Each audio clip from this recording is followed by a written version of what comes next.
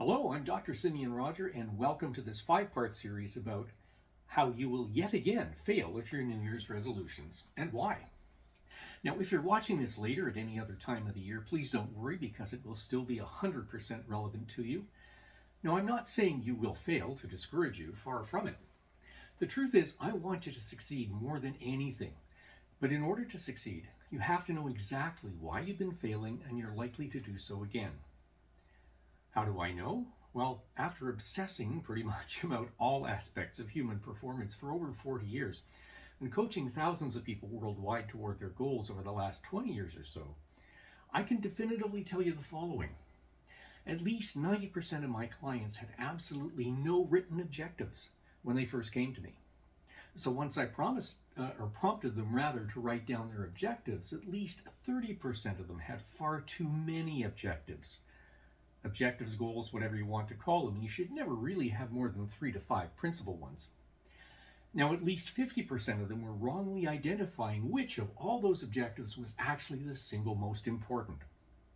You see, most people pull their objectives, goals, or whatever out of thin air. For example, somebody will look in the mirror, they'll think, oh, I'm too fat, and instantly they're resolved to go to the gym 3 times a week to fix it. So what's the problem with that? Well, setting aside the fact that you lose weight in the kitchen, not in the gym, the big problem here is something else. The big problem is not thinking through the factors that will inevitably sabotage your goal.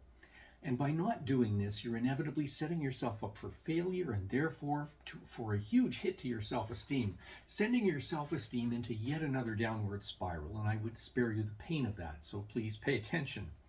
Your ability to think about your life and plan for the future is your greatest superpower, and yet it's radically underused by most people.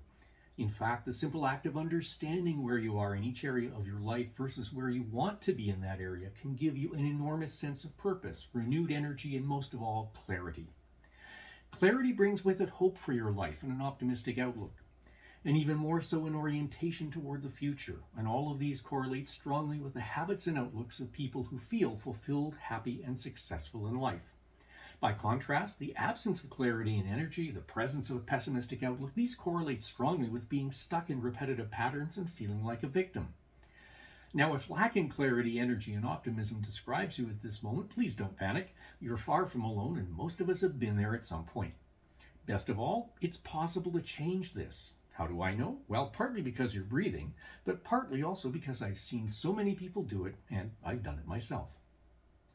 You have what it takes to become more resilient, to upgrade your life almost infinitely, so take the time to plan your objectives for the next 12 months. Here's how to do it. First of all, realize you'll be planning over several days, so you get to draft a plan, then come back to it numerous times. It's not cast in stone. Before coming up with your goals, the most important thing you can do is to outline where you are versus where you want to be in each area of your life, meaning in your business or career, your finances, your health, your relationships, your spiritual life, recreation, contribution to community, etc. First step is take a sheet of paper and under each area of life, write in bullet point form where you are. Then take another one and write in bullet point form where you want to be just 12 months from now. Doesn't take much description, just the bare bones. The mere fact of engaging in this thought process can be immensely transformative in itself. Yet it's not, of course, the only thing you need to do to ensure success. It's step one. Now, if you're saying to yourself, oh, not goal setting again, I've tried it, it didn't work for me, I'm just setting myself up for failure, then hear me out. I'm willing to bet that you failed not because you outlined your goals in the past, but because you didn't follow through with the steps I'm going to be outlining in this week's videos. And if you give me a chance, I'll prove it to you. That's it for today. If you found this video helpful, be sure to hit the like button. That's going to help us to build this new channel. And tune in tomorrow for part 2 so that you can radically transform your life in the 12 months ahead. I'm Dr. Symeon Rodger. We'll see you then.